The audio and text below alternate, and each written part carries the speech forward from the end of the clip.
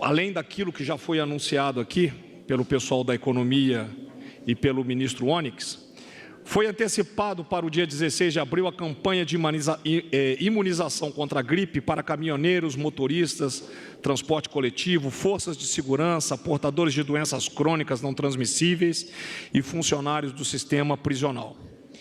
O Ministério da Mulher, Família e Direitos Humanos vai transferir cerca de 40 milhões para o CONAB e para a FUNAI.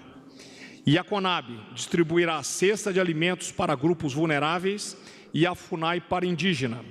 Serão 161 mil comunidades beneficiadas em 25 estados.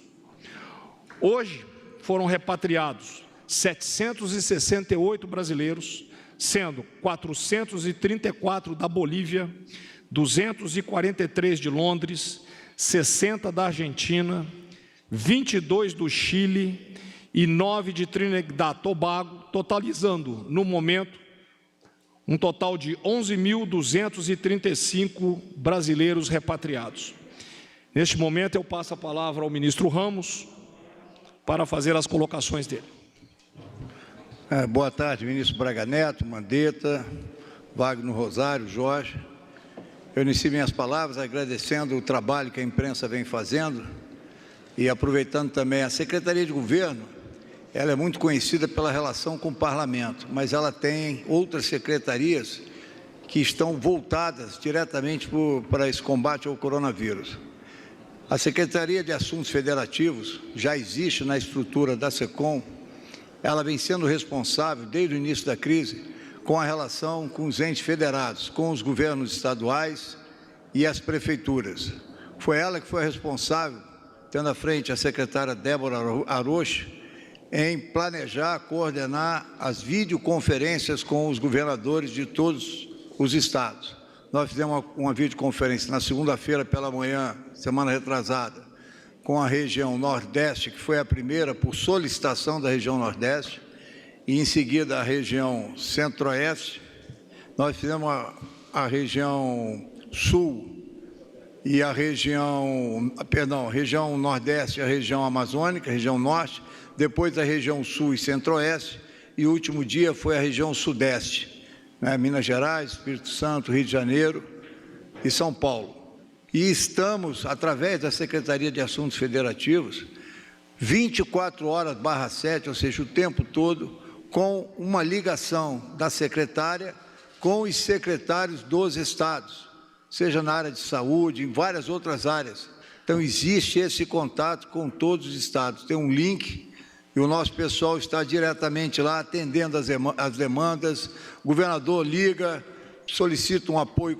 Um exemplo, o governador Helder Barbalho nos solicitou um apoio de um avião que vinha do Suriname. Nós entramos em contato com o gabinete de crise gerenciado pelo general Braga Neto.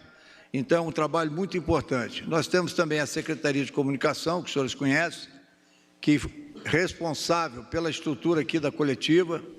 Eu aproveito para agradecer ao ministro Braga Neto. Quando nós conversamos, achamos que a mudança para esse local, já foi falada várias vezes, é que um problema que é transversal a todo o governo.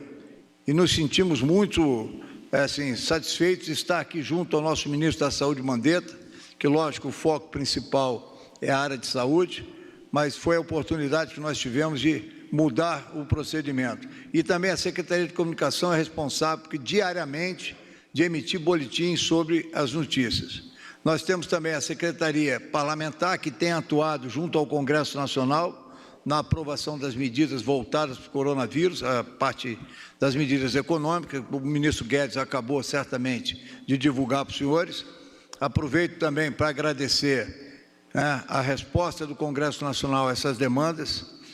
Essa medida provisória que já foi sancionada dos R$600, que foi motivo da explanação do ministro Onyx, foi uma iniciativa do nosso deputado Vitor Hugo, lá no Congresso, juntamente aos outros parlamentares, e aprovada e incentivada pelo presidente Jair Bolsonaro, que está muito sensível à necessidade, como já disse aqui o ministro Guedes agora há pouco, dos mais vulneráveis.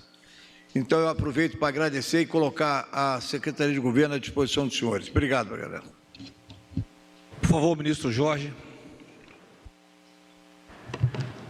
Bom, boa tarde a todos. A Secretaria-Geral da Presidência basicamente tem 3 frentes de colaboração com o governo no problema de enfrentamento ao coronavírus. Como disse o ministro Ramos, é um problema transversal que envolve todos os ministérios e todas as estruturas do governo, e todas bem sobrecarregadas com o momento, pelo volume de atos e a necessidade de nós darmos respostas em tempo mais rápido do que o usual. Internamente, nós somos responsáveis pela administração do Palácio, então todos os meios, desde os meios preventivos de asepsia, o álcool em gel que está nos corredores, e assim o cuidado com os servidores e as pessoas que circulam no Palácio, inclusive os senhores e as senhoras da imprensa, passam pela Secretaria de Administração, assim também todos os meios de suporte, como as salas de videoconferência, mobiliário, transporte, enfim. Então, isso tem sido feito dentro de uma medida do possível a contento. A gente sabe que o volume ainda de serviços é muito grande e estamos seguindo rigorosamente aqui as orientações do Ministério da Saúde no que diz respeito aos protocolos e do Ministério da Economia no que diz respeito à força de trabalho, inclusive com a questão do teletrabalho. A segunda frente nossa é a subchefia para assuntos jurídicos, essa responsável pela finalização e formatação dos atos que são levados a despacho com o presidente da República e suporte ao comitê de crise em todas as portarias de todos os ministérios que tenham a ver com esse enfrentamento. Então, até hoje, nós tivemos que editar, diretamente ligado ao problema do coronavírus, 20 medidas provisórias, 16 decretos e 8 portarias que estão ainda em vigor para fazer frente à questão, principalmente a parte migratória, de um total de 163 atos analisados até o momento. Temos mais cerca de 10 medidas provisórias com temas diversos, que, contando com a colaboração e compreensão do Congresso Nacional, estamos procurando, nesse exato momento, direcionar todas as medidas possíveis para o enfrentamento. É um volume muito maior de medidas provisórias. Isso também deixa com o Congresso Nacional uma responsabilidade grande de análise e de correção desses atos. A gente tem tido uma interlocução feita pelo ministro Ramos e a sua estrutura de apoio parlamentar, o secretário André Borato, tratando diretamente com os parlamentares e sensibilizando das medidas que nós estamos adotando, e também do Supremo Tribunal Federal, não só na pessoa do ministro Dias Toffoli, mais recentemente o ministro Alexandre de Moraes, e temos tido, de fato, uma compreensão do momento. Nesse sentido, a gente fica aqui também sobrecarregando a nossa terceira frente, que é a imprensa nacional. A imprensa nacional é o órgão responsável por dar publicidade e divulgação dos atos oficiais, para que eles possam ter validade no mundo jurídico. Com isso, nós aumentamos muito a quantidade de diários extras. Nós estamos com cerca de 88 diários extras e hoje teremos mais algumas edições extras do Diário Oficial, assim que o presidente autorizar algumas medidas que já estão prontas. Então, de modo que a Secretaria-Geral fica responsável, como falei anteriormente, pela administração do Palácio, pela parte de pessoal, pela análise jurídica e a imprensa nacional. Obrigado. Obrigado, ministro Jorge. Ministro Evagrio do Rosário. Bem, boa tarde a todos, boa tarde aos colegas ministros aqui presentes, à imprensa. Bem, a CGU ela vem atuando dentro desse processo, dentro das suas missões de apoio que já presta diretamente ao governo. São missões que estão vinculadas à defesa do patrimônio público, ouvidoria, correição, transparência, auditoria e combate e prevenção da corrupção.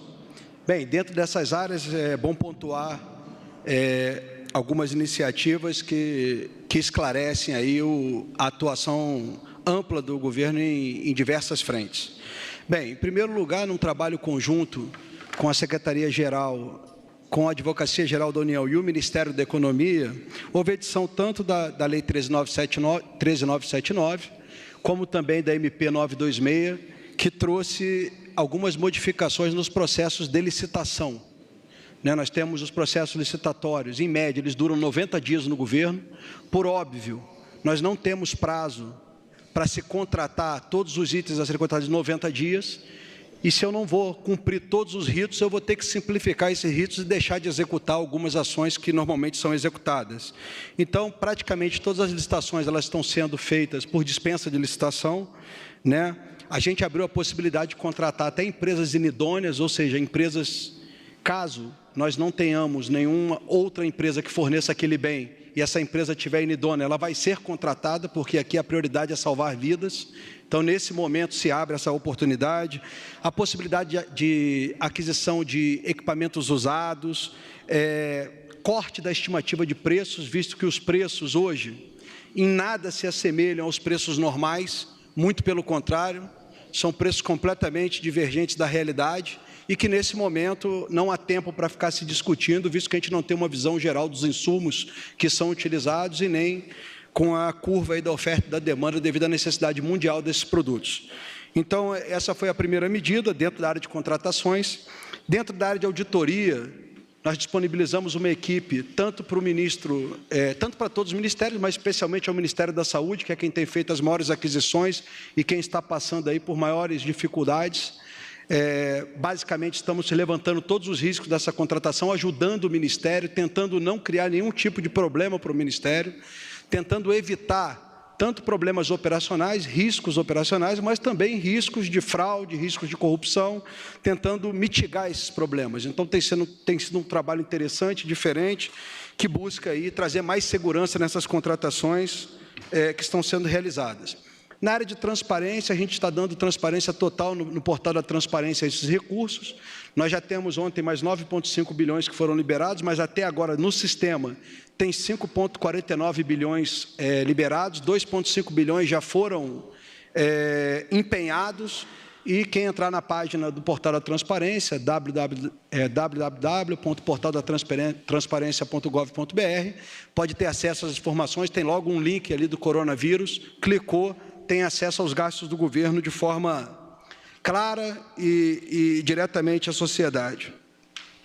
Estamos lançando também na transparência um portal, hoje até despachei lá com o pessoal da área do Centro de Operações, aqui que está fazendo a gestão da crise, onde a gente vai concentrar todas as informações no único portal. Assim que esse portal já está pronto, assim que ele tiver com o endereço certo, a gente passa para a imprensa em geral.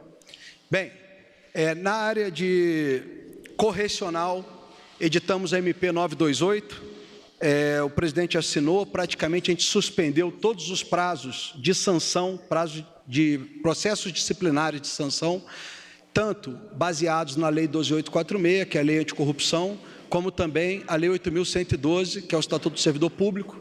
Então, ali esses prazos eles estão suspensos, tanto os prazos do processo, quanto os prazos prescricionais que são decorrentes desses processos. Bem, na área de ouvidoria, dentro do Fala BR, que é o canal específico do governo, nós abrimos ali um assunto específico de Covid-19. Até a data de hoje, fechando antes da reunião, nós recebemos 4.100 manifestações. Essas manifestações, 54% estão concentradas em 4 órgãos do governo: Ministério da Saúde, Ministério da Economia, Ministério da Cidadania e ANAC. São uma série de manifestações, elas estão sendo utilizadas pelos gestores nas suas tomadas de decisão, e isso é muito importante. Lá o cidadão pode entrar, pode fazer denúncia, reclamação, sugestão e qualquer outro tipo. Então, atuando dentro das áreas específicas da controladoria, a gente vem procurando ampliar os dados para a transparência, procurando dar o máximo de acesso à informação, e também resolvendo os problemas relativos à área correcional e à área de maior segurança nas contratações públicas, visto que essas contratações tiveram suas exigências relativizadas nesse período de emergência, onde a prioridade nossa é salvar vidas e evitar maiores transtornos. Então, agradeço pela oportunidade, ministro. Senhores, com a palavra o ministro Mandetta. Muito bem. Boa tarde a todos nossos ministros, Wagner do Rosário, que tem feito trabalho muito próximo da saúde. Agradeço aqui nas inúmeras situações onde a gente tem que tomar decisões que são decisões numa margem de risco muito elevada. O mercado de aquisições está muito complexo de atuar. O ministro Ramos, que tem feito aí um trabalho de aproximação, e articulação com toda a classe política que está toda convergente em direção aos esforços. Agradeço aí a medida provisória que vem com a liberação dos recursos. Ministro Jorge, que cada vez que a gente manda para cá, ele mata no peito os textos e coloca no formato para a gente poder sair do outro lado. Sem ele, nada acontece, nada acontece. E nosso ministro Braga, que vem coordenando a nossa coordenação de crise. O momento continua um momento difícil em termos de abastecimento. Hoje a gente tinha uma expectativa que se confirmasse a aquisição dos respiradores, ventiladores por parte lá do Nordeste, lá da Bahia. E... Quer que eu aguarde? Tudo bem? Não, é por causa do ruído, acho que ficou ruim para os seus colegas. Hein? Ah? Não, mas tudo bem. Vamos, calma, está todo mundo um pouco estressado. Agora é momento de... Estou tomando bastante chá de camomila. Tomem também. Então, nós não temos hoje, não confirmamos hoje no nosso balanço do que vai entrar de respiradores, o que vai entrar de material. Eu volto a repetir, a recomendação que a gente está fazendo agora de diminuição de atividade social, de dinâmica social, eu nem chamo isso de isolamento ou de quarentena, não é isso nem é isolamento, nem é quarentena, isso é uma redução da atividade. É porque nós permanecemos um intervalo de tempo com a China fechada em relação às suas exportações para atender o seu mercado interno. Ela é o principal país que o mundo inteiro compra da China. Isso fez com que nós atravessássemos fevereiro e março sem poder adquirir matérias de lá, o mercado já fechando. Quando ela reabre para venda, reabre com o mundo inteiro tendo que repor o estoque que usava e mais a duplicação ou triplicação do estoque de determinados itens para o coronavírus. Então, nós temos aí uma coleção de problemas que vão se somando nesse mercado, e hoje a notícia foi a retenção dos ventiladores, respiradores lá do Nordeste, que nós tínhamos expectativa que entrassem mais 680 aproximadamente e foram frustrados. Também hoje a gente está vendo também retenção, enfim, discussão sobre produções globais de máscara, quase que uma coisa assim, isso era global, agora é para atender só o meu país. Nós estamos dialogando com os países no sentido de termos um mínimo de racionalidade nesse momento para podermos achar um ponto de equilíbrio. E por isso a gente recomenda fortemente a manutenção por parte da sociedade, por parte da orientação dos governadores, porque cada atendimento cirúrgico, cada pessoa que iria para o CTI, que não vai, que deixa de ir, é um insumo que a gente está economizando, porque a gente sabe que aqui na frente a gente pode ter espiral de casos que vão demandar todo o sistema de saúde. Isso ontem a gente teve uma primeira amostra disso em relação a Manaus, o secretário de Estado ligando, solicitando apoio, tive que pedir, pegar respirador de um estado, mandar pela FAB para Manaus. Aqui agradeço ao ministro Braga, ao ministro Fernando da Defesa, pela pronto atendimento, para a gente tentar trabalhar o Brasil como um cenário, porque se aumentar muito aqui, talvez a gente pegue equipamento de um local e transfira para ver se a gente consegue dar um ponto de equilíbrio para o nosso sistema de saúde, que vai sim ser muito estressado. O que a gente quer evitar? Que nós tenhamos grandes centros como Rio, São Paulo, Belo Horizonte, capitais, na orla, com surtos, brotes epidêmicos em paralelo ao mesmo tempo. Aí realmente seria muito difícil. Então, esse somatório de ações para diminuir a mobilidade é muito importante. Ontem à noite eu fiz uma reunião em call também com Davi Wippe, Fábio Jatene, Milton Arruda e Ederlon Rezende. Eu estou trabalhando com pouca gente, mas normalmente os cabeças brancas, aqueles que têm mais tempo e vivência não só de sistema, mas de medicina, onde a gente está discutindo algumas possibilidades em tempo de tantas incertezas. É difícil. O paper, como a gente chama, o trabalho científico publicado no New England de ontem, é muito frágil do caso da cloroquina. Mas a gente teve ali uma sensação de que, olha, o uso compassivo, que é só nos críticos, a gente divide os pacientes em formas leves, formas graves e formas críticas. Nós estávamos adotando para os críticos. Nós vamos adotar também para os graves, que são aqueles que vão para o hospital, mas não ainda necessitando de CTI, mesmo que as evidências sejam frágeis, para que os médicos possam ter a opção dentro da farmacopeia pública de poder utilizá-los. Então, agradeço aqui aos colegas que ontem fizeram isso até meia-noite, todos juntos, né?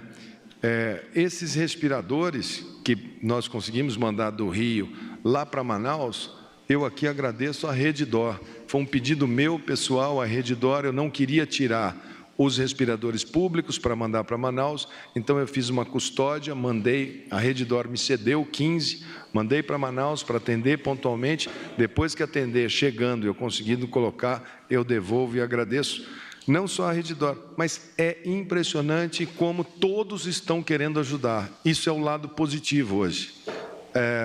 A Vale do Rio Doce, que comprou os kits, criticaram, o kit tem 35%, a gente sabia, esse kit foi o único kit que a gente tinha um mínimo de confiança, porque ele estava registrado no mercado europeu, a Alemanha havia comprado, e ele vai ser útil sim para um tratamento, para uma utilização em escala aqui do lado, ele não é o único e a gente agradece muito a Vale, mas hoje eu também pedi a Vale para entrar dentro desse mercado, porque a gente precisa de gente com perfil de iniciativa privada dentro da China para poder garantir que o que a gente comprou chegue no aeroporto, desembarace no aeroporto, coloque no avião e saia de lá, porque as vendas eventualmente estão caindo em qualquer fase dessa história. Está sendo um aprendizado muito grande sobre a reação humana nesses momentos em que todos querem o mesmo item, né? E um único país concentrou a produção desses itens.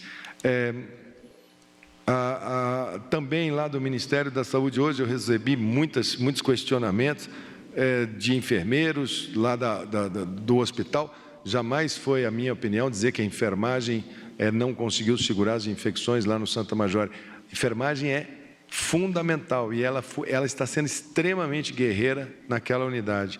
E o vídeo, os dentistas, os odontólogos não se viram contemplados. Eu fui perguntar, porque o vídeo foi feito por uma iniciativa de colegas que trabalham ali dentro do Ministério da Saúde, não passou pelo crivo de todos. Os dentistas são, sim, extremamente importantes. Vocês já imaginaram, no meio dessa situação, você ter uma crise de canal, você ter uma crise oral, e você ter que entrar com um perfurador de alta rotação, a quantidade de saliva, é um profissional que tem alto grau de contaminação, risco, né? Nós temos já um protocolo para que os dentistas continuem trabalhando, eles trabalham diretamente com cavidade oral, todo o meu respeito, todo o meu pedido de apoio a essa especialidade que é profundamente imbricada dentro dos nossos serviços de saúde. Enfim, eu acho que essas são as principais fatos. Os números nós vamos falar na hora do boletim. Há um natural aumento do número de casos, há uma preocupação não só com aquelas clássicas, mas Manaus entra também no nosso radar como um ponto que pode ter ascendências rápidas de curva, ao lado de Fortaleza, lá no Nordeste, São Paulo, Rio de Janeiro e Brasília. Então, a gente vai monitorando, estamos conseguindo, com muito esforço, evitar aglomeração, evitar a espiral de curva. A gente espera poder levar isso até o nosso sistema estar mais robusto. O ministro Tarcísio, o ministro Wagner, ontem estiveram lá no nosso ministério, para que a gente faça de uma planta padrão, de uma unidade de campanha, trabalhando junto com a Anvisa, um fast track para a gente ter o mínimo de biossegurança, para que a gente faça a primeira veja modularmente, passo a passo, como ela se dá, do ponto zero até a hora que ela está instalada. Devemos fazer aqui no entorno de Brasília, por conta do impacto na rede de Brasília, mas deve ser no estado de Goiás, e isso está sendo, após a confecção dessa unidade, aí nós vamos saber como é que a gente pode eventualmente apoiar os estados que eventualmente solicitarem ao governo federal. Então, o trabalho segue um trabalho firme, segue um trabalho forte, a equipe está firme, nós estamos trabalhando com muita preocupação, ainda continuamos construindo um plano de manejo para favelas e comunidades, não é fácil, mas tem um grupo dedicado de sociólogos, antropólogos, comunicadores, alguma coisa de formato digital, alguma coisa que concilie problemas sociais, problemas econômicos com o problema de saúde. É um quebra-cabeça muito difícil, mas a gente espera nesse final de semana terminar esse que deve ser o projeto de maior complexidade para se fazer um manejo, e por enquanto a gente pede às comunidades que continuem com o comportamento que estão.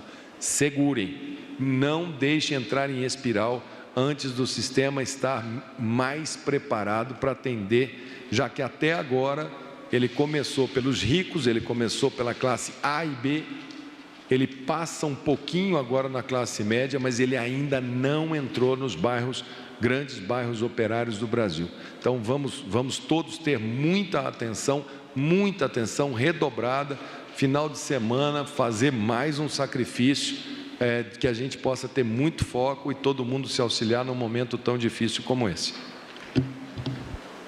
Muito obrigado, ministro Mandetta. Vamos abrir para as perguntas. Primeira pergunta, Clébio Cavagnoli, TV Record. Boa tarde, ministros. Gostaria de direcionar a pergunta para o ministro Luiz Mandetta. Ministro, a gente tem percebido que a questão dos testes e também dos respiradores são os dois pontos vitais para a gente tentar enfrentar essa pandemia aqui no país. Em relação aos testes, é possível hoje identificar quantos testes existem no estoque e se é possível que alguma fábrica brasileira passe a produzi-los? Em relação aos respiradores, a gente sabe que em alguns países montadoras de veículos que estão com a produção parada estão fazendo esses respiradores. Aqui no Brasil algumas estão consertando, mas não produzindo. É possível fazer isso aqui também? Então, vamos lá, testes. Primeiro que a gente produz no Brasil, os testes Fiocruz, que são os testes que nós temos utilizado para fazer a PCR-RT. Nós temos a tecnologia de fazê-los. Para produzir, nós dependemos de um determinado insumo que os países externos, quando tem uma crise dessa, a primeira coisa que eles fazem, o que é? Fechem a saída do nosso país, dos insumos, vamos usar para dentro do país. Então, você tem a tecnologia, mas nós não temos, e é uma coisa que o Brasil vai ter que discutir após essa crise, se essa dependência tecnológica quase que larga escala não nos traz até um problema de soberania. Isso é uma discussão profunda no pós-crise. Nós temos capacidade de produzir? Temos, mas temos a capacidade de produzir a parte das reações químicas? Não, precisamos importar. Segundo, a parte dos ventiladores. Fizemos o mesmo, tem um mês mais ou menos, 40 dias, grandes empresas brasileiras, Suzano, Positivo, já abrimos os respiradores, temos fábricas que produzem ventiladores aqui no Brasil, temos a TDK, temos a, como é o nome da outra, Gabardo lembra, acho que é W, não sei, enfim, são os nomes. Elas produzem 300, 200, nós botamos gigantes nossa para falar, ó, vamos abrir, abre tudo, já fizemos engenharia reversa, já autorizamos que eles abram todos os, entre aspas, segredos, eventualmente, com confidencialidade. Agora, embora as pessoas imaginem assim, algumas simplistas, né, que chegam assim e falam assim, vamos pegar uma fábrica de aspirador de pó e vamos pôr ela para fazer um respirador, transformar. Não se faz um sistema de saúde assim, faça-se a luz, né? Magna média é a maior, que é a que está aumentada. Então, elas entraram, aumentamos ao máximo, estão trabalhando 7 dias por semana com grandes empresas nossas, que são fortes, são pesadas, a Suzano é muito grande, e estamos abertos. Se a Scania fizer, se a Coca-Cola quiser fazer, está tudo aberto, estamos disponíveis para fazer. Só que as pessoas querem assim, ela vai começar a fazer hoje, segunda-feira já vai ter, igual fazer geladeira. Infelizmente não é assim. E também tem o seguinte, não é um respirador o que resolve, é um respirador com um conjunto de coisas que vão do lado. É monitor, é carrinho de parada, é desfibrilador, é vácuo, enfim, é uma parafernália. Ali você está lidando com o indivíduo na linha da vida com a morte. Então ali você não pode improvisar assim, falar assim, não tem esse parafuso, então põe essa gambiarra, ali não tem motor de Fusca. Ali é ou não é. O que a gente está discutindo um pouco também é com a Sociedade Brasileira de Anestesia, junto com a da intensivismo, que os carros de anestesia que existem, talvez sejam o aparelho mais próximo de um ventilador de suporte de vida avançado. Talvez alguma coisa ali a gente possa avançar e possa suprir um bom pedaço. Mas mesmo para isso a gente tem que fazer uma série de orientações técnicas, porque atrás desse equipamento tem um cérebro. Saúde não são coisas, não é essa mesa, esse microfone. Saúde é o ar que está aqui, a gente não vê. E o que está no cérebro desses médicos é o maior patrimônio, o cérebro dos enfermeiros, o cérebro dos fisioterapeutas, porque colocar um aparelho, para mim, por exemplo, eu não sou intensivista, eu não sou de CTI. Se você me colocar lá, eu sou médico. Eu posso ser uma pessoa, mas vocês vão ter, os intensivistas vão ter que me treinar. E você não treina uma pessoa em 24 horas, em 72 horas, em uma semana. Então, é um quebra-cabeça muito complexo, que a gente está trabalhando com uma enormidade de peças que tem que se encaixar. A gente está bem melhor do que muitos países, a gente está bem pior do que outros, a gente está ali no meio do caminho. Se a gente puder aumentar um pouco, o que a gente puder ganhar de tempo para melhorar o nosso sistema, tempo para nós brasileiros hoje é sinônimo de vida. Então, quem puder organizar o tempo, está fazendo saúde nesse momento. Próxima pergunta, Natália Toledo, TV Globo. Boa tarde, ministros. Minha pergunta também vai para o ministro da Saúde, Mandetta. Ontem a gente recebeu a informação de que o primeiro caso, a primeira morte confirmada, teria ocorrido em janeiro. E hoje o Ministério corrigiu essa informação, uma morte em Minas Gerais, que na verdade foi em março. Pergunto o que aconteceu, qual é o desafio, os senhores falam do desafio da subnotificação, e agora em relação às notificações, como é que a gente garante a precisão dessas informações, e emendando para que não haja subnotificação, esse trabalho de teste, de distribuição, além dos 500 mil que já foram anunciados, qual é a próxima programação? Vamos lá. Como que se dá entre a hora que um médico, um profissional de saúde, lá na ponta, lá no consultório, lá no pronto-socorro, enfim, aonde se dá, quando ele olha e fala assim, este caso pode ser coronavírus. Ele pede para coletar um exame e coloca esse caso num rol de suspeito, primeira etapa. Quando chega o resultado do exame, ele é confirmado ou é descartado. Isso tudo se dá lá na ponta, quando esse profissional notifica, cai na Secretaria Estadual de Saúde.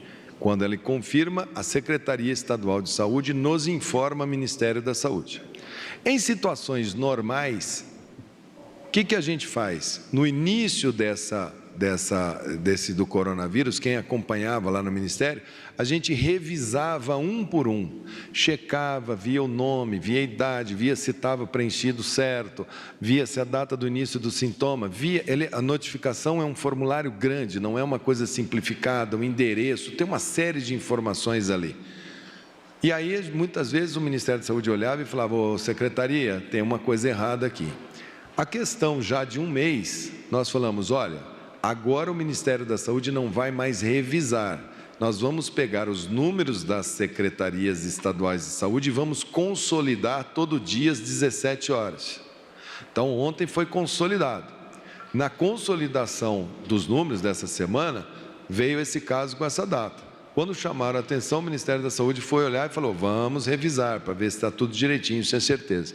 Quando questionada, a Secretaria Estadual de Saúde de Minas falou, não, realmente foi um erro de digitação, ele é de março.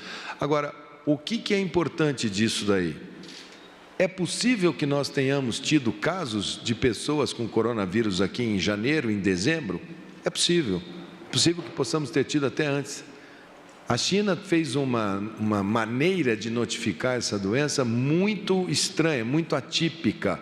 O mundo ainda vai sentar isso numa grande...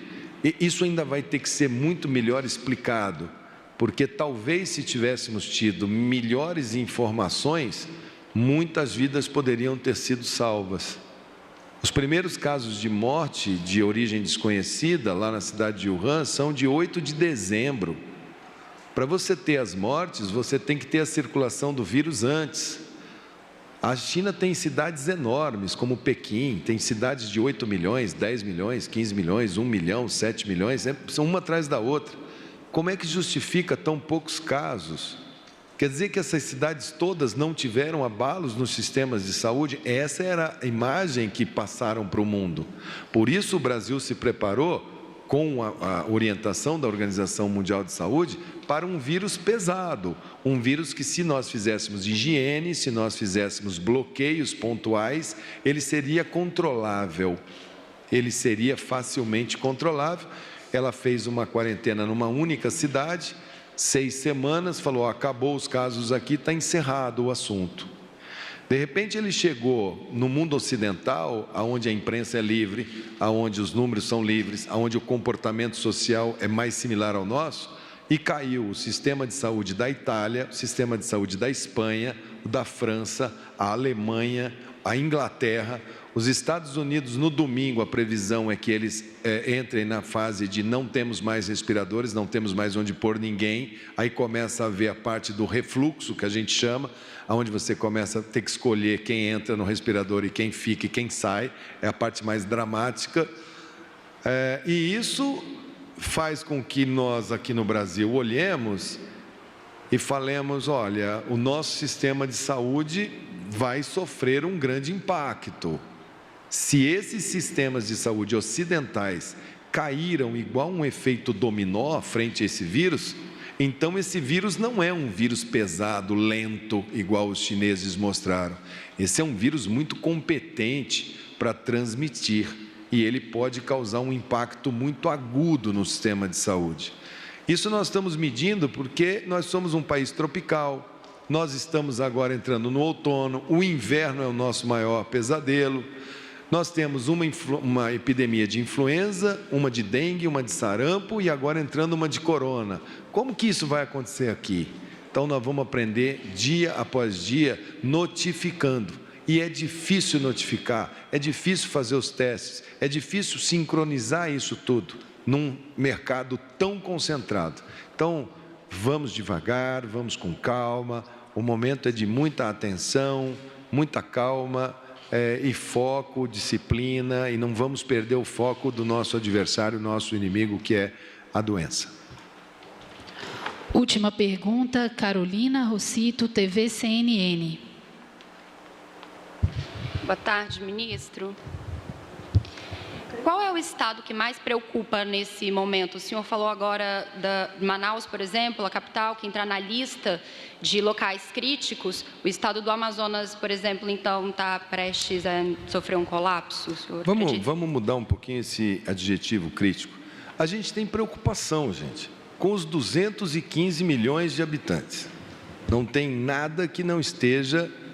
que seja possível da gente não ter algum tipo de estresse. Pode ser uma cidade pequenininha que nós estamos tão preocupados com ela como estamos com os grandes centros. Agora, é claro que nós temos uma cidade muito grande como é São Paulo, que tem 22 milhões de habitantes na grande São Paulo, que uma espiral ali seria muito intensa. Nós temos um Rio de Janeiro que a gente tem chamado a atenção desde o início, que tem áreas de exclusão social com muita aglutinação de pessoas, difícil de fazer isolamento, que nos preocupa muito. Nós temos alguns números de cidades que têm muito fluxo internacional, como foi o caso do Ceará, de Fortaleza, que os casos foram muito notificados. E Manaus, pela característica de ser uma cidade que se relaciona muito com Miami, se relaciona muito em direção, às vezes um voo de Manaus para cá, para o centro-sul do Brasil, é quase a mesma coisa de Manaus para Miami. Ali nós temos um parque industrial na Zona Franca de Manaus, com empresas, com pessoas do mundo inteiro, com pessoas da China, com pessoas de vários países que têm um trânsito comercial. Nós temos uma vila operária extensa ali dentro e você demora para você diminuir produção, né? A dinâmica social de cidades que produzem muito, elas andam muito sempre atrás da produção. Então, Manaus, o secretário tem nos chamado e a gente tem tido também muita atenção. Brasília, pelo fato de inúmeros voos internacionais e muitas pessoas domésticas, voos de São Paulo, voos do Rio, o dia inteiro para cá, quando o Congresso está aberto, quando ela está efervescente, a cidade é uma cidade cosmopolita, por isso Brasília também um índice elevado. Agora, não existe lugar que você fala assim, não, aqui eu não vou ter problema. O que a gente vai tentar é montar esse painel nacional e quando tiver um problema maior numa cidade A, a gente vai na cidade B que está calmo, reforça um pouco aqui e vamos ver se a gente vai trabalhando esse nosso barco com muita dificuldade, mas vamos ver se a gente consegue ir balanceando e utilizando uma vantagem que a gente tem de ter um sistema único de saúde, que dialoga bem com todos os estados e que dialoga bem com a iniciativa privada, que é detentora também de inúmeros leitos privados dentro do Brasil. Acho que juntos a gente pode... não existe superar sem dor. Serão semanas duras, serão dias difíceis. Nós não estamos aqui para tampar nenhum sol com peneira, não. Mas faremos isso com o máximo da nossa inteligência, com o máximo do nosso denodo, sempre pensando no paciente, sempre pensando na preservação do maior número de vidas e poupar o maior número de pessoas durante essa epidemia. Está encerrada essa coletiva, por favor. Boa tarde a todos. Obrigada.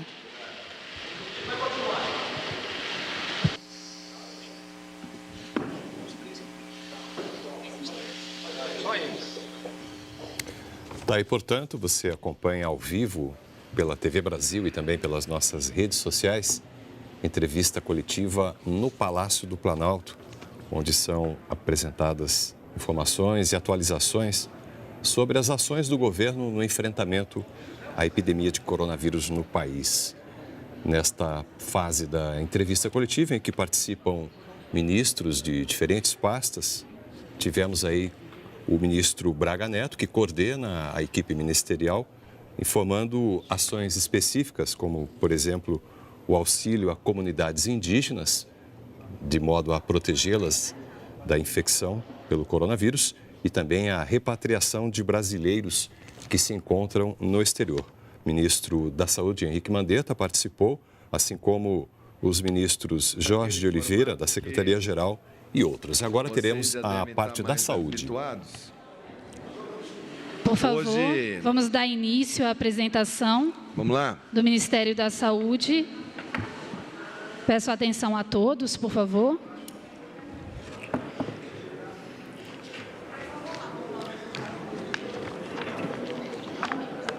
Eu não sei, estou sem... Vamos lá? Bom, hoje nós estamos sem o Wanderson Kleber de Oliveira, que é o nosso secretário de Vigilância, que vocês estão muito habituados, eu, Gabardo e Wanderson. O Wanderson hoje está com uma ciática, uma lombociatalgia. A lombociatalgia é uma inflamação na hérnia de disco lombar que irradia para a perna e ele está com muita dificuldade de caminhar. Então, eu dei para ele 72 horas para ele estar caminhando até segunda-feira e temos que colocar um ortopedista. Como eu sou ortopedista, eu já o mediquei, espero que segunda-feira ele esteja já pronto para trabalhar. Então, para não confundir as pessoas, eu pedi para o Gabardo fazer hoje, às vezes do Wanderson, e tem aqui o Rodrigo, senta aqui, pode sentar aqui, os dois Rodrigos. que são os técnicos lá que trabalham junto do Wanderson. O Gabardo apresenta, e se tiver alguma coisa eu precisar me socorrer, eu me socorro dos dois Rodrigos, o Frutuoso, que pode nos ajudar, e o Rodrigo Said, que são os dois especialistas lá da Secretaria de Vigilância em Saúde. Então, por favor, Gabardo, os números. Bom, nós hoje estamos com 9.056 casos confirmados, 359 óbitos e uma taxa de letalidade de 4%. Na região norte, o Acre está com 46 casos, Amazonas 260. Essa foi a preocupação que o ministro externou anteriormente. Já são 260 casos no Amazonas, 19 no Amapá, 50 no Pará, 10 em Rondônia, 30 em Roraima e 12 em Tocantins. Isso perfaz um total de 420 casos na região norte, que dá 4,7% de todos os casos no Brasil. Na região nordeste, Alagoas 22, Bahia 282, Ceará 627, Maranhão 81, Paraíba 29, Pernambuco 136, Piauí 21, Rio Grande do Norte 176, Sergipe 25. São 1.399 na região Nordeste, 15,4% dos casos confirmados no país. Região Sudeste, 139 no Espírito Santo, 397 em Minas Gerais, 1.074 no Rio de Janeiro, 4.048 casos em São Paulo. Isto totaliza 5.658 casos, 62,5% dos casos estão na região Sudeste.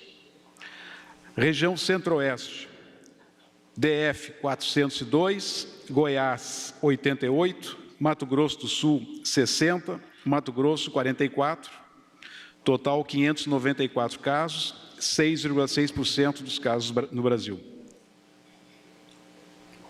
A região Sul, Paraná 301, Rio Grande do Sul 396, Santa Catarina 281, total 978, 10,8% dos casos. Segundo, Renato.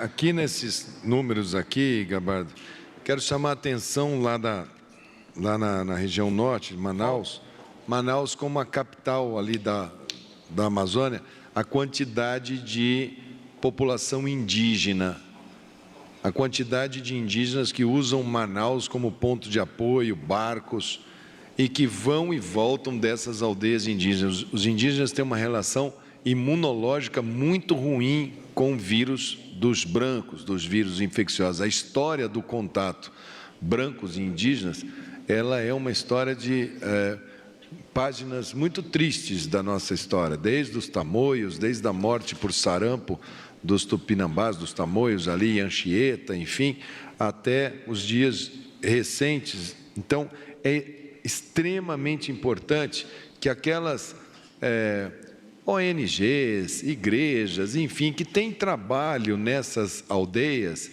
elas estão todas com restrição praticamente absoluta. Colaborem, por conta do vínculo que vocês têm, por mais que esteja bem intencionado, às vezes vai até lá para fazer um favor e é um portador assintomático, contamina 1, 2. Os indígenas, eles têm o hábito de comunidades, de ocas comunitárias, e isso poderia fazer uma transmissão de muito difícil controle.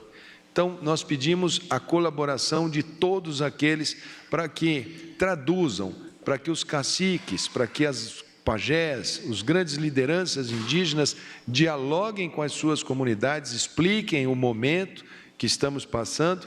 Somos todos brasileiros, estamos todos nesse barco e nós aqui no governo federal nos preocupamos extremamente com esse ponto de equilíbrio da saúde indígena. No Nordeste, chama atenção aqui Rio Grande do Norte, 176, Ceará com 627 e Pernambuco, 136. Hoje o governador falou, olha, teve respiradores retidos na compra. Informamos que todas as retenções de compras que tiveram feitas por estados e municípios estão todas liberadas para que os estados, não há nenhum óbice mais, foram levantadas todas. Nós fizemos num determinado momento que nós estávamos vendo respiradores saírem do Brasil em pleno momento que nós precisávamos reter. Então, aqueles que fizeram os seus processos não precisam se preocupar, todos eles vão dar as suas continuidades nos seus devidos aparelhos. Isso aí. E o meu Mato Grosso do Sul, com 60 casos, preocupa muito porque é um dos estados que tem o maior índice de ocupação de leitos de CTI e é um dos estados que iria receber CTIs e que não receberam por conta da falha de entrega. Então, nós estamos também muito atentos à situação lá no Mato Grosso do Sul. Gambaro. Aqui nós apresentamos a evolução dos casos notificados por dia. Nesse último dia, nas últimas 24 horas, foram 1.146 casos novos, e isso representa um acréscimo em relação ao somatório que nós tínhamos até ontem, de 15%. Portanto, um pouco abaixo daquela estimativa inicial de 33% de casos de acréscimo diário. Esses casos, nós temos hoje 1.146, num total de 7.910, que dá 15% de acréscimo nas últimas 24 horas. Lembrando que quando a gente tem uma internação hospitalar, ou seja, quando não é um caso leve, ele vai para o hospital. Ele não vai para... Tem duas maneiras que as pessoas chegam no hospital. Alguns que chegam em caso grave, porque tem alguma doença grave subjacente, já chega precisando do respirador. Mas a grande maioria chega por volta do 7º dia, 8º dia, e ali pelo 10º dia piora. Então, quando você aumenta esses casos, você já antevê que na outra semana você vai ter o aumento de pressão dentro do sistema. No próximo, nós mostramos a evolução dos óbitos também, a evolução diária. Nas últimas 24 horas, nós temos a notificação de 60 óbitos. Isso representa um acréscimo de 20%. São 60 óbitos num total de 299. 20% de óbito nas últimas 24 horas.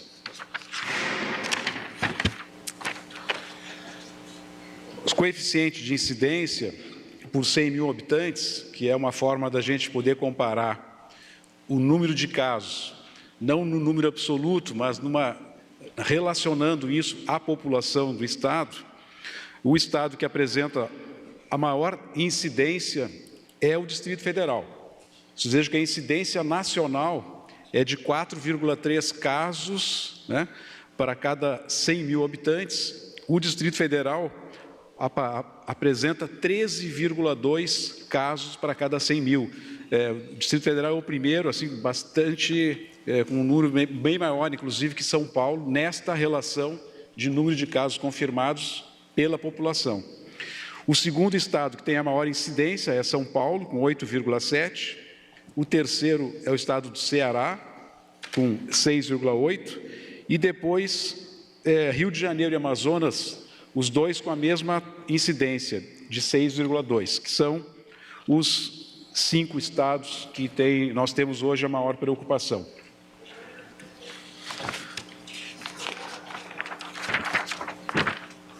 Em relação aos óbitos, dos 286 óbitos que já têm uma investigação concluída, dos 359, 286 já foram examinados e esses estudos já foram concluídos. Nós temos uma distribuição da data do óbito, né? O dia que a gente teve um número maior de óbitos foi dia 29 de março, com 32 casos. Depois, no dia 30, tivemos 31. Depois houve uma redução. Agora, esses últimos dias, esse número nunca é definitivo, porque nós podemos ainda ter uma informação atrasada de algum óbito que tenha acontecido anteriormente. E aí, no caso, a data que vai aqui não é a data da notificação, é a data em que ocorreu o óbito. Então, sempre pode ocorrer, ter uma alteração, uma atualização dessas informações nos dias anteriores. Em relação ao sexo, há uma relativa um pouco mais de incidência no sexo masculino do que em relação ao sexo feminino, não é muito significativo. E em relação à faixa etária, que é o próximo slide, 85% dos nossos casos são pessoas com mais de 60 anos. Mais uma vez, reforço, pessoas acima de 60 anos são o principal fator. Às vezes a pessoa fala, mas tem que ter uma comorbidade.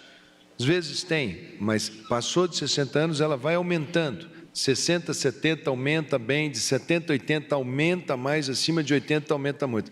Então, hora de proteger avós, tia-avós, madrinhas, pessoas que nós queremos bem, e hora de avós, tia-avós, madrinhas, enfim, todos aqueles queridos saberem ser inteligentes, muitos estão já conectados, fazer é um ato de amor, é um ato de carinho agora, não puxar aquele neto para o colo, não dar aquele abraço, aquele beijo que a gente gosta de dar. Sei que é difícil, tenho netos, tenho um neto, minha mãe tem netos, bisnetos, e está sendo difícil para todo mundo, minha solidariedade, mas é um momento agora de que é um momento de preservação.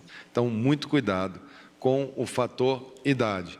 E a questão de faixa etária, a gente vê que a doença associada, quando o óbito no jovem, diabetes, cardiopatia, doença neurológica, doença renal, sempre uma doença associada naqueles abaixo de 60 anos e alguns poucos que não têm nenhum relato de doenças associadas.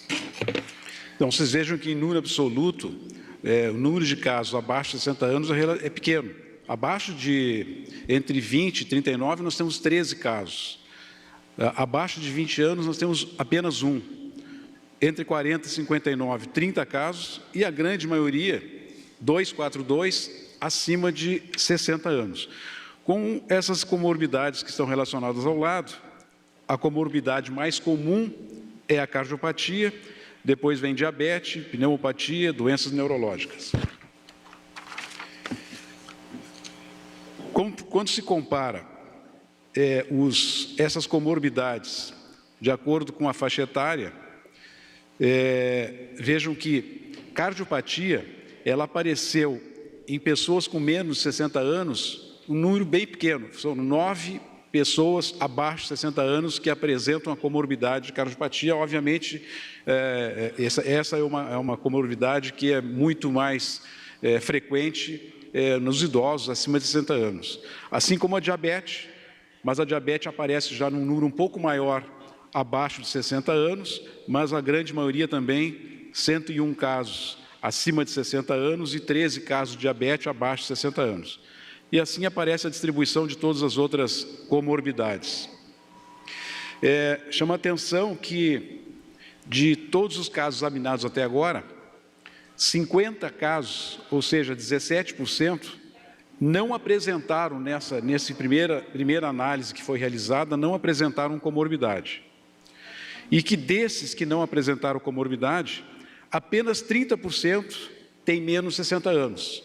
Ou seja, quem não tem comorbidade, a grande maioria dos óbitos sem comorbidade ocorreram na faixa etária acima de 60 anos.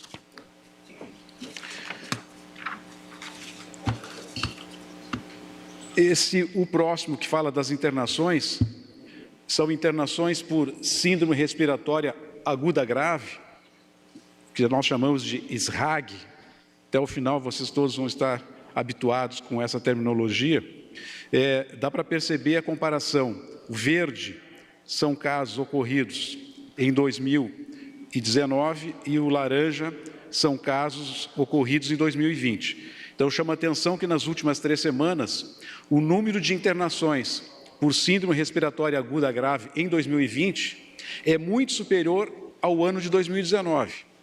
Mas isso também é justificado porque, pela preocupação com o coronavírus, o número de pessoas que busca atendimento e a investigação que é feita nesses casos, ela se tornou, nesse ano, muito mais forte do que nós tínhamos no ano passado. No ano passado não havia esta preocupação. Então, esse ano, pelo fato de haver essa preocupação maior, há uma investigação e há uma notificação mais consistente do que nós tínhamos nos anos anteriores.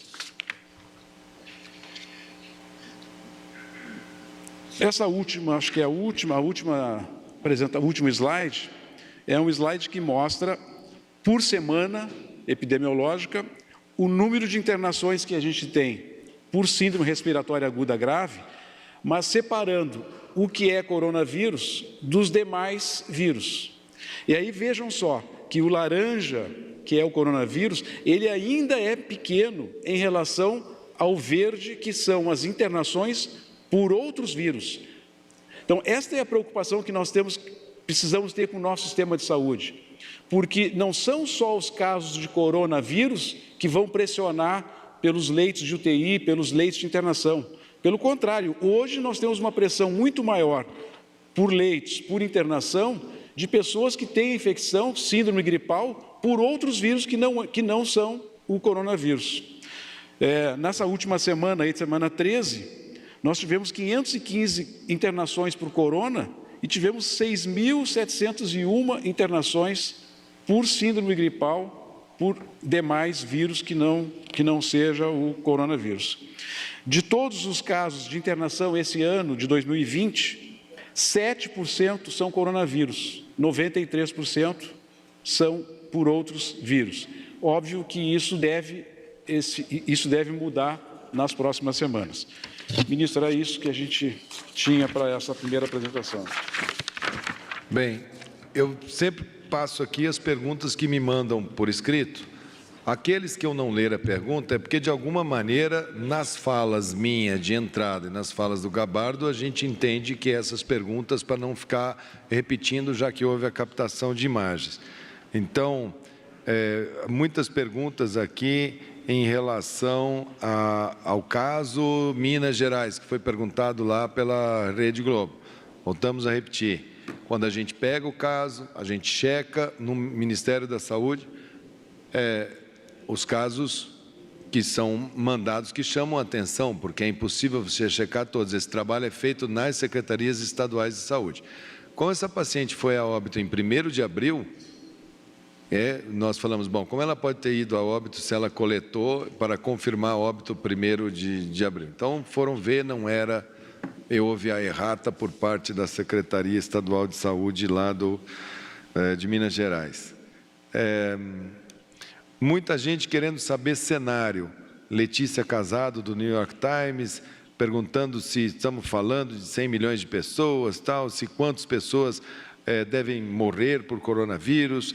O outro aqui perguntando, Severino Mota, do BuzzFeed, perguntando a conta do Ministério da Saúde, 70%, e quais serão os números de casos. Érica Alcântara, se já conseguimos estimar o número de mortos para os próximos dias, semanas, como se isso fosse possível. Enfim, cenários. Existem cenários de todos as matizes, cenários mais conservadores, cenários mais arrebatadores. Nós temos lá um painel, nós construímos o nosso planejamento por consenso, nós temos as nossas estimativas, nós estamos trabalhando, mas não é algo que a gente vai fazer, olha, nós esperamos isso ou aquilo. Vocês têm aí modelos matemáticos no mundo inteiro, algumas de instituições muito renomadas colocando. O que a gente tem assim, um certo conforto, que foi no balanço dos 30 dias, aconteceu o que a gente imaginava que iria acontecer. Nós não tivemos nenhuma surpresa nos primeiros 30. Então, o modelo que a gente faz sempre é de 30 dias, nós estamos vivendo agora 26 de março, 26 de abril, nós vamos ver como é que vai se comportar. É interessante porque cada um tem um olhar. Dos primeiros 30 dias eu ganhei, o Gabardo acha que não, que ele que acertou, o Wanderson acha que não, que foi ele que acertou, tem lá uma disputa de quem tem o melhor cenário. Vamos ver como é que vai ser abril, estamos vivendo isso daí semana por semana. Normalmente a gente faz um boletim resumido no sábado à tarde, não sei como é que vai ser, se vai ser aqui, se vai ser no Ministério amanhã. E no sábado e no domingo a gente discute o que foi a semana e planeja no domingo como vai ser a semana entrante. Então é isso. Qual a cidade do primeiro caso de Covid no Brasil? Do Dalton Almeida, foi São Paulo, foi caso importado de qual país? Alô, Dalton. Isso foi 26 de fevereiro, acho que era terça-feira de carnaval, foi noticiado, tenho certeza que se organiza lá. Vladimir Neto, primeiro caso de Covid no Brasil foi a mesma coisa sobre a questão do caso de Minas, como o caso de Minas, acho que o caso de Minas ficou sendo a grande pergunta hoje, acho que já está bem explicado. Maria Eduarda Cardim, Correio Web, essa daqui eu vou passar para você, Gabardo. Já é possível elencar lições que aprendemos com a pandemia do novo coronavírus? Se sim, quais o Brasil já aprendeu? Essa é uma pergunta boa para o Gabardo. Essa é para explorar bastante, pessoal. Olha, eu queria começar respondendo isso aqui, analisando esse cenário que foi colocado na primeira pergunta, lá da Letícia, fazendo uma previsão até aparentemente otimista, né, de que se a letalidade cair de 3,5% para 0,1%, nós teríamos um cenário aí com pelo menos 100 mil óbitos no Brasil. Se na China tivesse ocorrido isso, de ter 0,1% da população indo ao óbito, a China, que tem uma população lá de quase 1,5 bilhão, a China teria que ter tido 750 mil óbitos. Se 0,1% dos chineses fossem a óbito, a China teria tido 750 mil óbitos. No entanto, a China teve pouco mais de 3 mil óbitos. Então, esse é um cenário que, para o Brasil, falar em 100 mil óbitos, nós não acreditamos que chegue nesse número. E vamos trabalhar muito para que isso não aconteça. A não ser que o número da China não seja um número que retrate a realidade. Isso daí as academias de ciência do mundo inteiro estão analisando e estamos vendo. Seja lá como for, nós faremos o máximo de transparência e o máximo de confiança nos nossos dados. Faremos isso com o máximo de pesquisa, o máximo de investimento para decifrar esse caso. Agora, realmente, um país de 1,5 bilhão de habitantes falar que teve 3 mil óbitos de uma doença que parece que está causando isso daí, é realmente digno de muitas perguntas. O que mais que nós aprendemos? Que esse vírus se transmite de uma forma muito mais intensa do que nós imaginávamos e que a gente é muito mais competente para fazer a transmissão, e o número de casos de pessoas assintomáticas ou com sintomas leves é muito elevado. E qual que é o risco disso? A possibilidade que, ocorrendo o encontro das pessoas, a possibilidade de transmissão, mesmo de pessoas assintomáticas ou com sintomas muito leves, ela é muito intensa.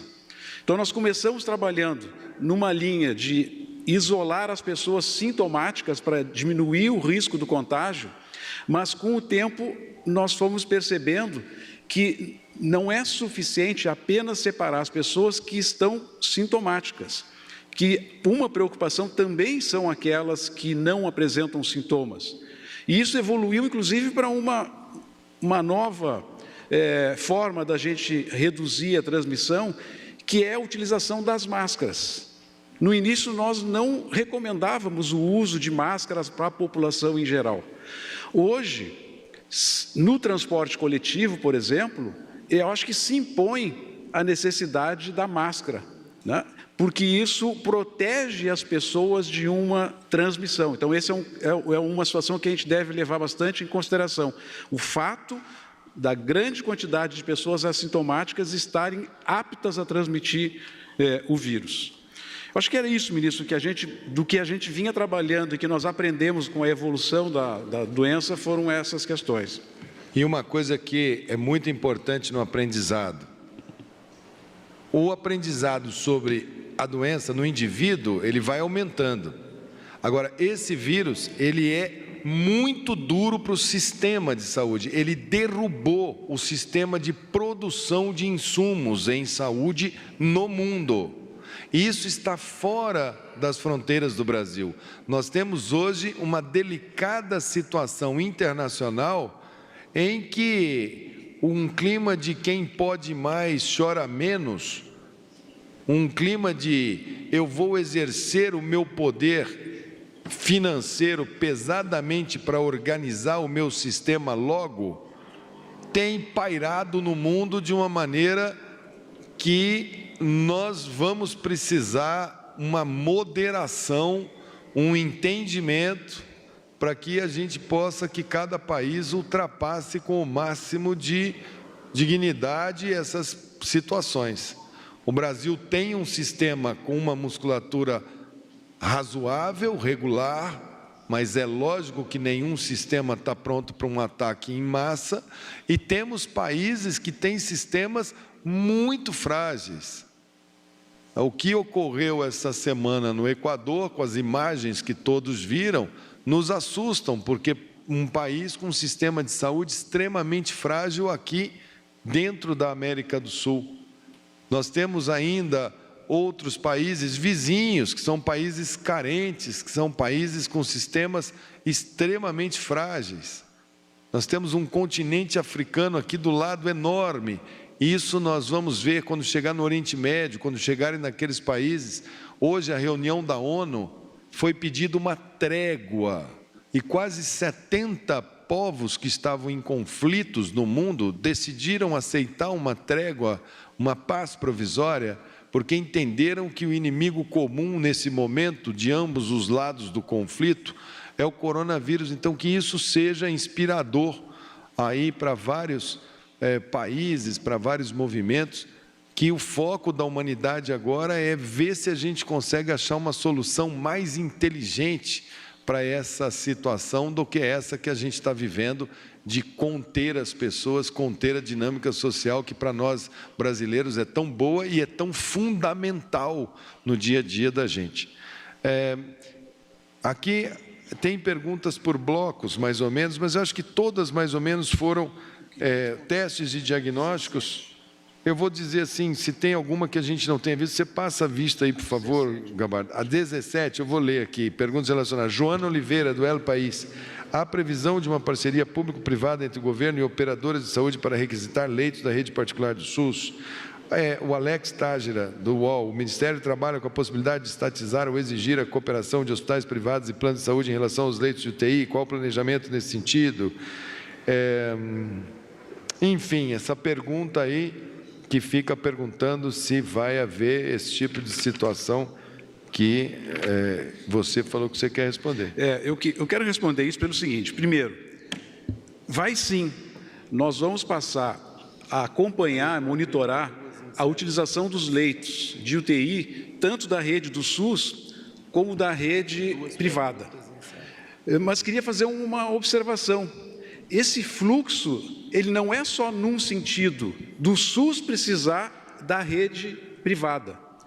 Em alguns lugares, nesse primeiro momento, em que a incidência da doença está ocorrendo em faixas sociais mais elevadas, está existindo o contrário.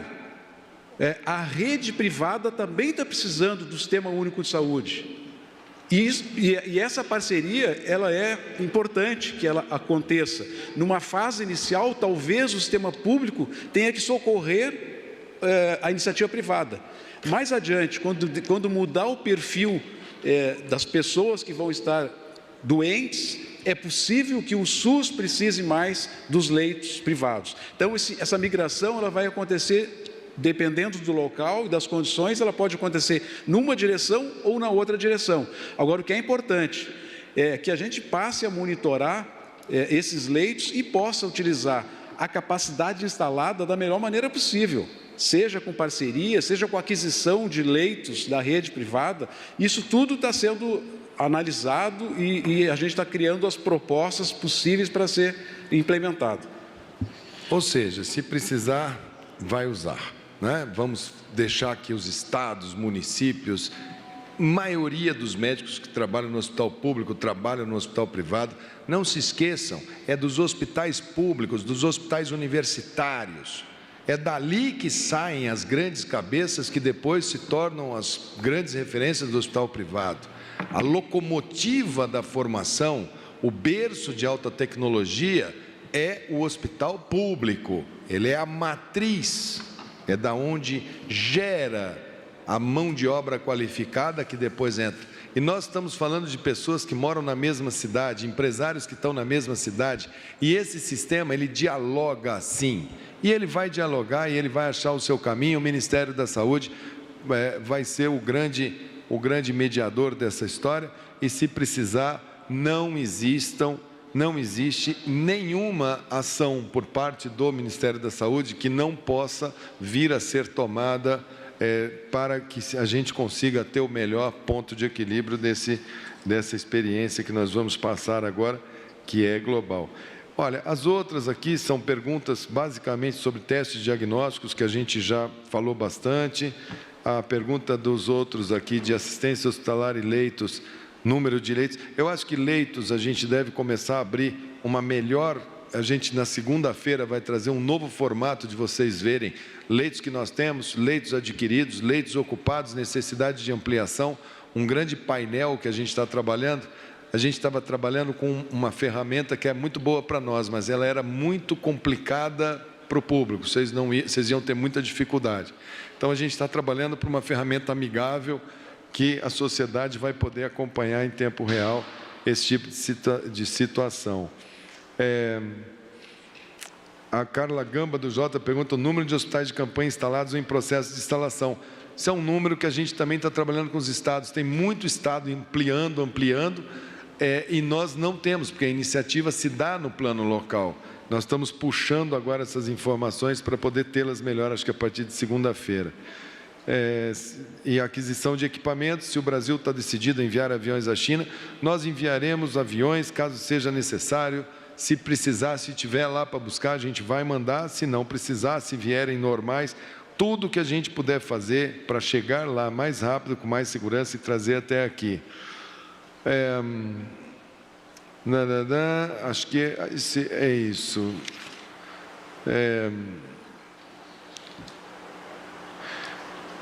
Natália da Folha, valores distintos sobre qual o valor correto total da aquisição de EPIs e respiradores que deve ser feita pelo Ministério, pelo planejamento até agora?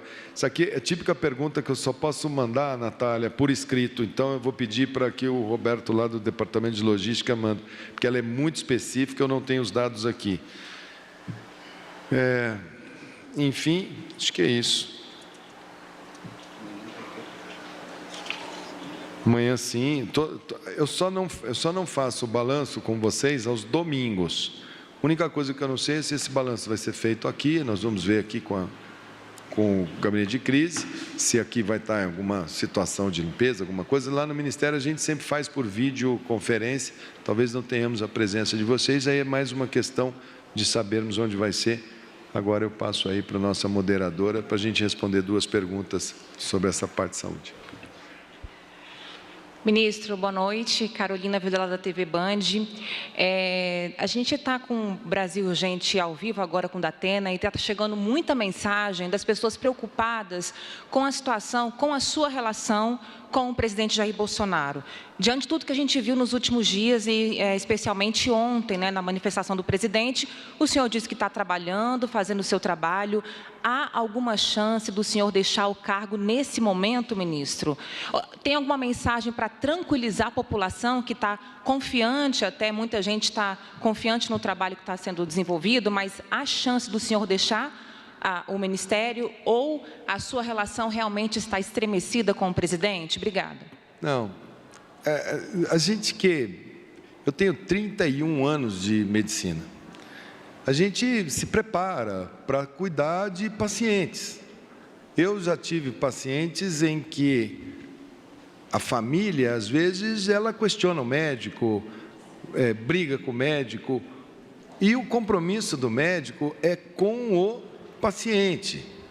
A gente entende que às vezes a notícia não é boa, às vezes a maneira que a gente transmite a notícia pode ser uma maneira que a família não gosta. Quantas vezes eu já passei por isso, de ter que voltar e falar, puxa, mas a família não gostou de uma notícia que eu dei e eu preciso recompor. Isso é natural, e o paciente agora é o paciente Brasil. E é normal que muitas pessoas que estão em torno e que têm um amor profundo ao paciente Brasil, como é o caso do presidente Bolsonaro, se preocupem e questionem e vejam quais são as alternativas.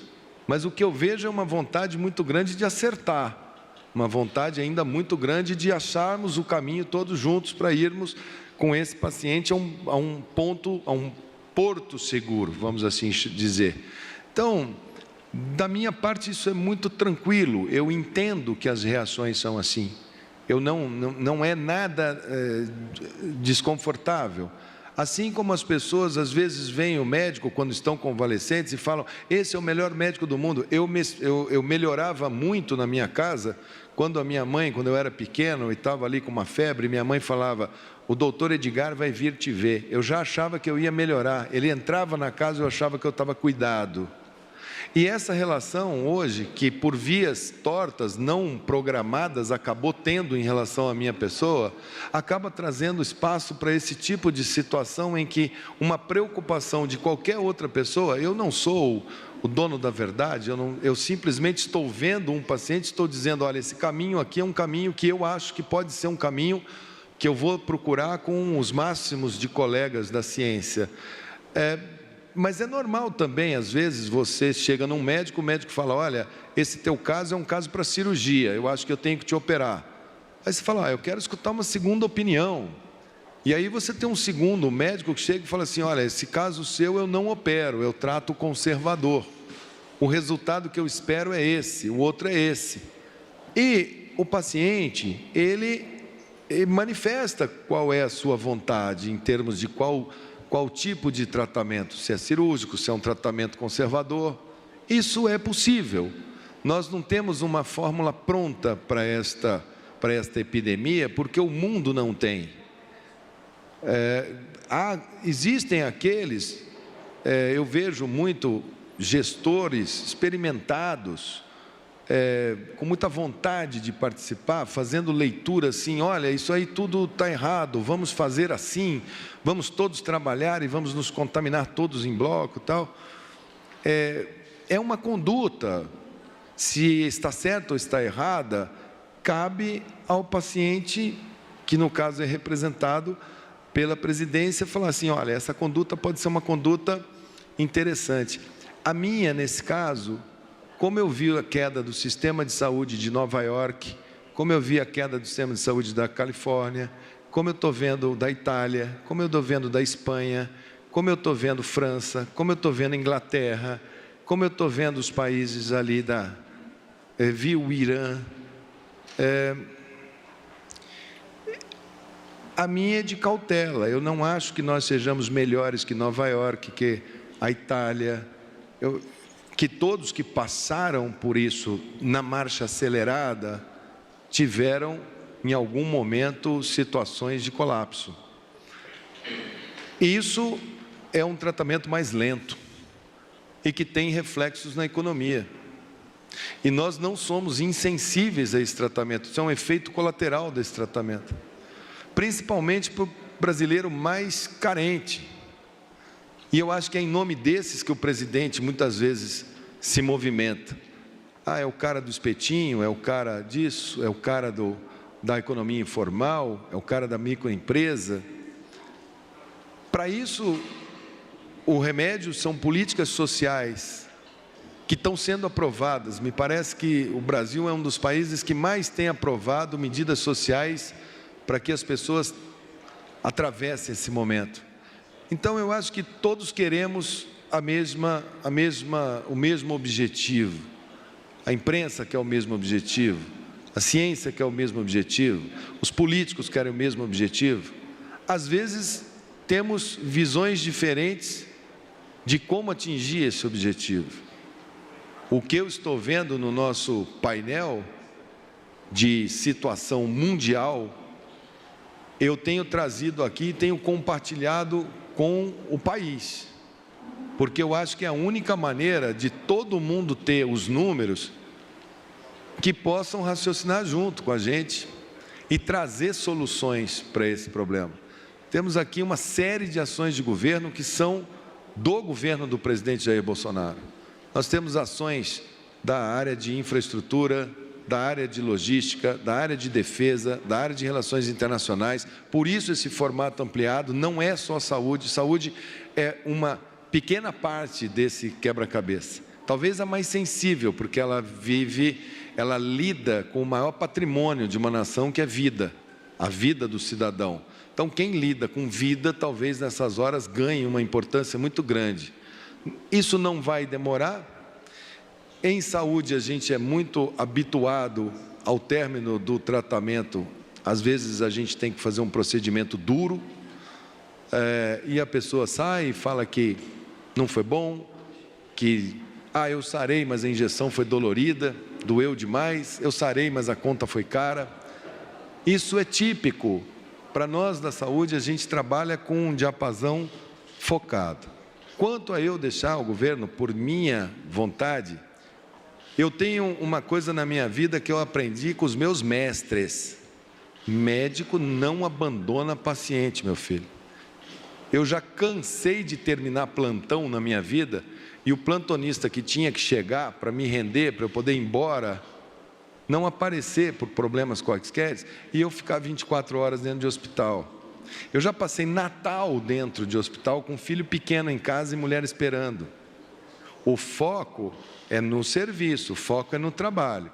Então, esse paciente chamado Brasil, quem me pediu para tomar conta dele nesse momento é o presidente. E eu tenho dado para ele todas as informações e entendo os empresários que queixam a ele, entendo as pessoas que veem o lado político e colocam a ele, entendo as pessoas que gostariam que essa solução fosse uma solução rápida.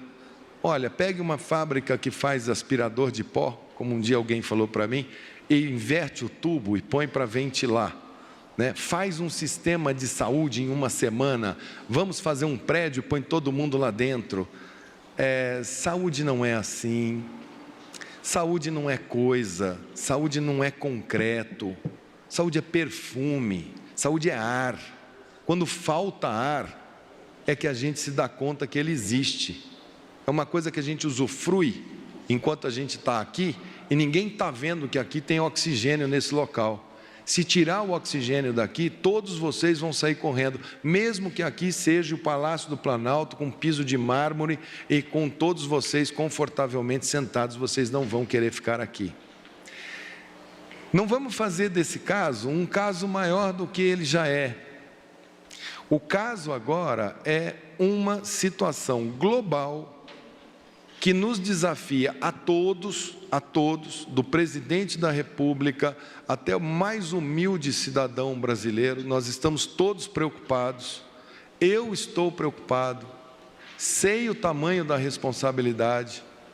Nossa equipe está todinha voltada para interpretar todos esses gráficos, trabalhar com o máximo de transparência e estamos aqui para ajudar, para trabalhar.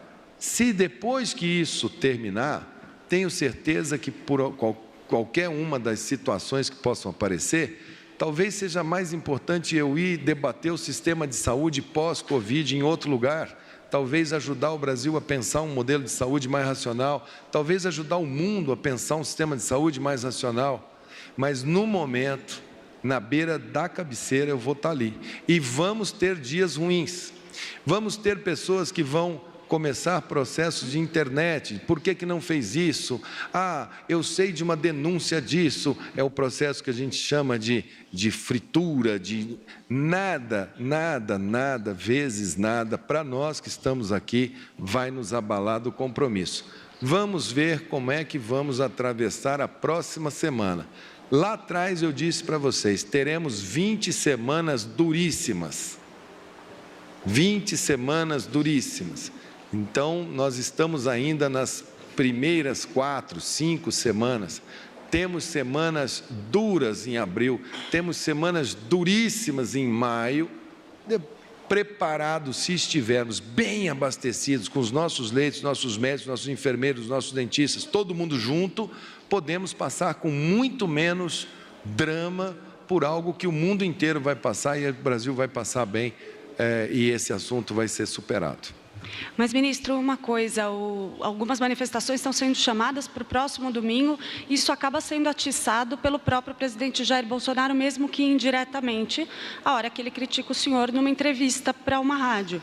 Portanto, isso não atrapalha esse trabalho todo que vocês estão tentando fazer? Todas as vezes que a gente tem um quadro, a gente sabe que tem coisas que conspiram para ajudar a melhora e tem coisas que conspiram para não ajudar. Às vezes a gente está ali na beira do leito do nosso paciente, comemora que um examezinho melhorou hoje, acho que ele está melhor, vai dormir feliz e chega lá amanhã de manhã e fala, ixi, olha, piorou de novo.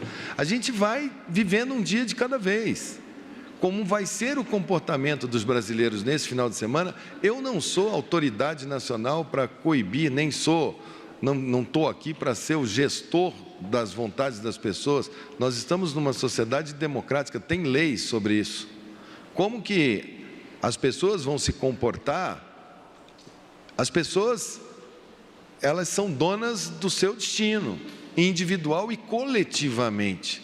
Se esse destino vai ser pautado por vamos fazer um efeito manada, vamos todos à rua, fazer uma grande manifestação, vamos insuflar, e vamos nos abraçar, e vamos fazer um carnaval fora de época. Eu sei que é duro lá para Campina Grande, para Caruaru. Como é que vai ser? Como é que vai ser a quadrilha? Como é que vai ser a Páscoa esse ano? Como é que vai ser o coelhinho da Páscoa? Não vai ser igual os anos que passaram?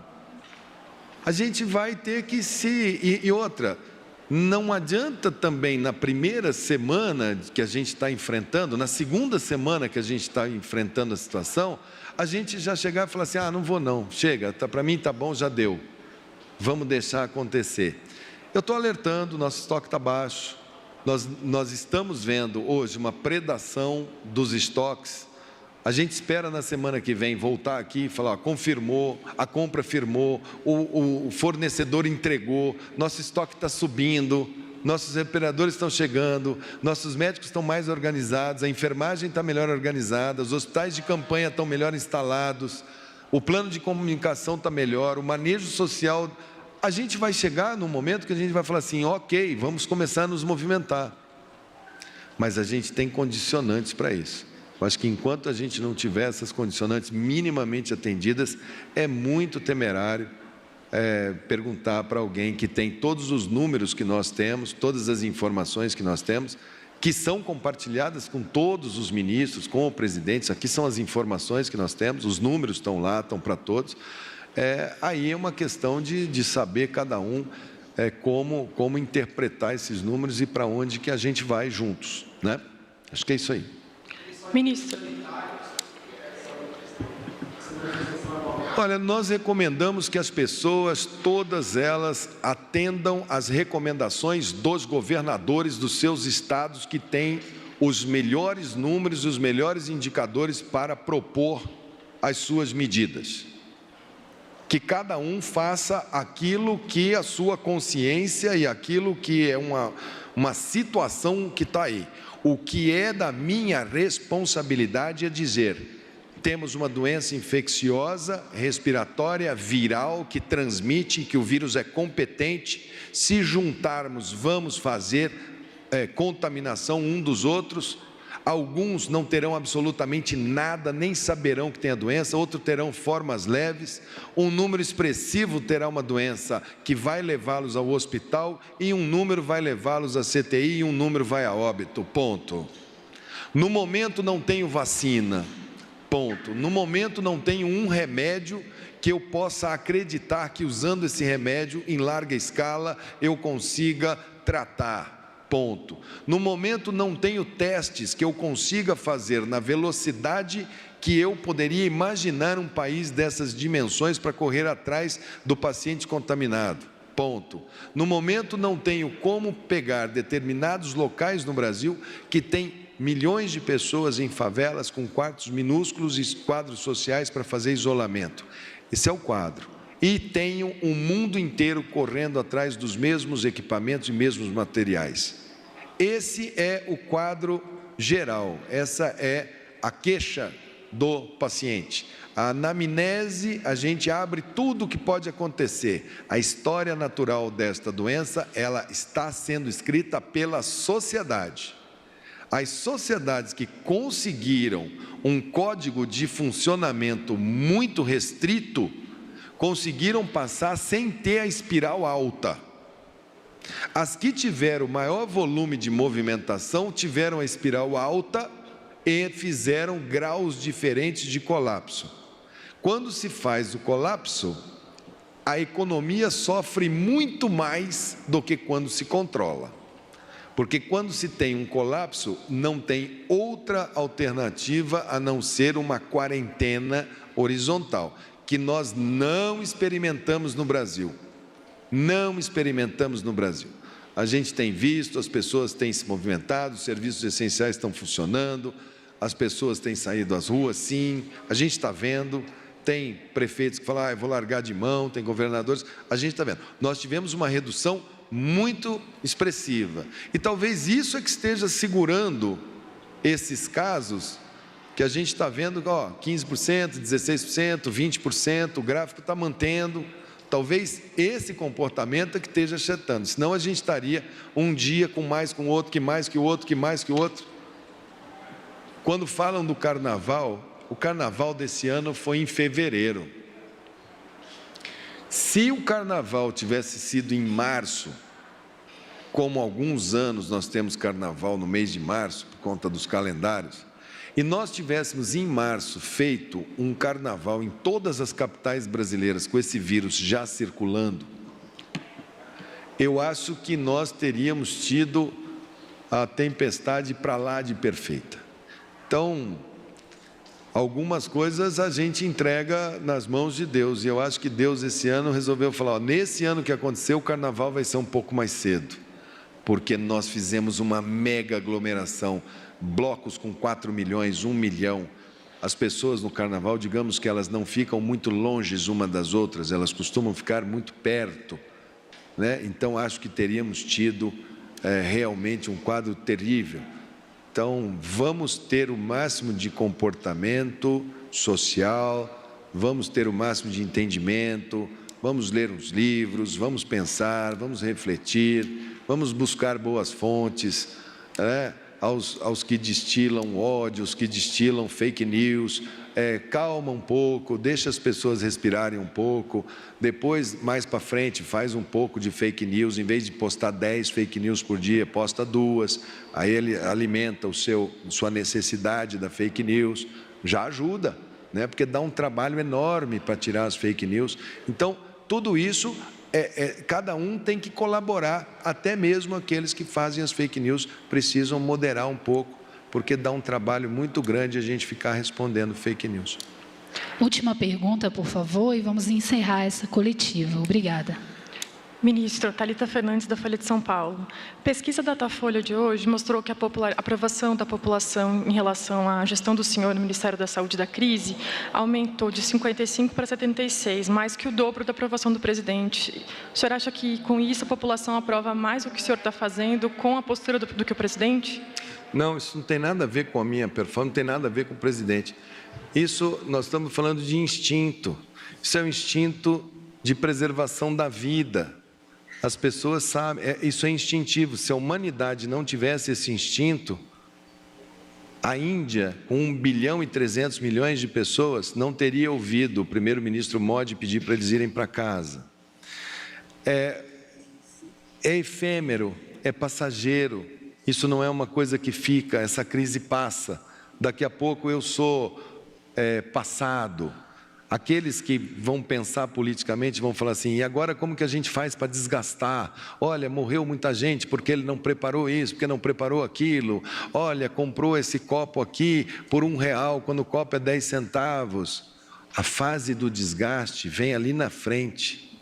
A mão que afaga é a mesma que apedreja. Não esqueçam, nos sermões de Padre Antônio Vieira tem um que fala que tudo que fizerdes pela pátria e ela ainda assim lhe for ingrata, não tereis feito mais do que a sua obrigação, e ela o que de costume. Calma, não tem ninguém aqui que não entenda o papel que está cumprindo. Nós vamos cumprir, nós sabemos que esse momento é um momento de confiança. No dia que forem os dias duros, será um momento de descrédito, será um momento de raiva, um momento de ter que ter uma rejeição a alguém. Vai haver o momento da transferência da culpa. O momento da transferência da culpa normalmente é para a equipe de saúde, é para a equipe médica, é para o enfermeiro, é para o médico. Nós sabemos, nós estamos preparados para isso. Não tem ninguém que não saiba como que funciona a reação das pessoas. Nós vamos atravessar isso com o máximo de foco, disciplina, ética e ciência. Essa vai ser até o fim o nosso mantra. O que tiver confirmação científica, o que a gente puder abrir para vocês, isso vai ser assim. Mas números, pesquisas instantâneas não querem dizer absolutamente nada. Nós não somos uma ilha, isso aqui é parte do governo do presidente Jair Bolsonaro. Se eu estou aqui é porque ele me nomeou, se eu permaneço aqui é porque ele tem a caneta para me manter aqui ou para me tirar daqui. Se o Gabardo está aqui do meu lado, os dois Rodrigos, o Wanderson, é porque eu tive liberdade para montar a equipe. E talvez isso seja também um ponto positivo, que é uma equipe muito madura. É um pessoal que já trabalhou. Eu falo que o Gabardo é o nosso marujo mais velho lá. Tem muita cicatriz, tem muito talho no rosto da gente, tem muita já vitória e muita derrota quando a gente fala de saúde. Aqui não tem ninguém que vai ficar nem um pouco animado e nem um pouco deprimido com o que vai acontecer. A gente sabe o que vai acontecer e a gente vai trabalhar na realidade. E vamos caminhando, vai um dia de cada vez. Segunda a sábado, 5 horas da tarde, nós vamos dar os números. Domingo a gente descansa, é o dia de dar uma resetada. E podem contar que a gente está aí. Enquanto for da vontade, enquanto a gente for útil, né, enquanto tivermos um problema dessa magnitude, vai que a gente encontra uma solução rápido, é ótimo. E aqueles que querem ajudar, aqueles que têm ideias diferentes da gente, tem muita gente que tem ideia diferente, vai no Ministério da Saúde, pega um avião, é prerrogativa, tem uns que são deputados federais, pega um avião, vem aqui no Ministério da Saúde, a gente abre os números, discute com a equipe, mas vamos fazer isso dentro da ciência. Achismos, essas coisas assim, são muito difíceis para nós. A minha impressão é assim, não, consenso, ciência, disciplina e foco. Um dia de cada vez. Hoje não é um dia que a gente tenha que comemorar nada novo, é um dia que a gente tem que reforçar. Permaneçam, fica em casa esse final de semana, não saia, tenha paciência. Agora, quero sair para dar uma caminhada, estou com criança pequena, é importante tomar um pouco de sol, vitamina D. Me ligou hoje um médico de 90 anos de idade, falou: filho, vitamina D, um pouco de sol, ventilar, super importante, uma caminhada, fazer um pouco de exercício respiratório, abrir a casa, isso é importante. Aglutinar e todo mundo para o mesmo point, não, faça isso com muita parcimônia. Guarde uma distância de 2,5 metros, 3 metros das pessoas. Faça isso de uma maneira pontual, desestressou um pouco, volta para casa. Vamos trabalhar com o máximo de inteligência. E cidades que podem ter spinning, a gente fica monitorando através do Centro de Operações de Emergência, para a gente ver como que vão se comportar esse final de semana. Algumas nos preocupam, nós já colocamos aqui. Acho que por hoje está bom, por hoje é só, e vamos trabalhar, amanhã a gente coloca. É aqui, amanhã é só o boletim aqui às 17 horas. Obrigado. Obrigada, ministro. Está encerrada essa coletiva. Em instantes, daremos início a uma nova coletiva com a equipe do Ministério da Economia. Obrigada a vocês.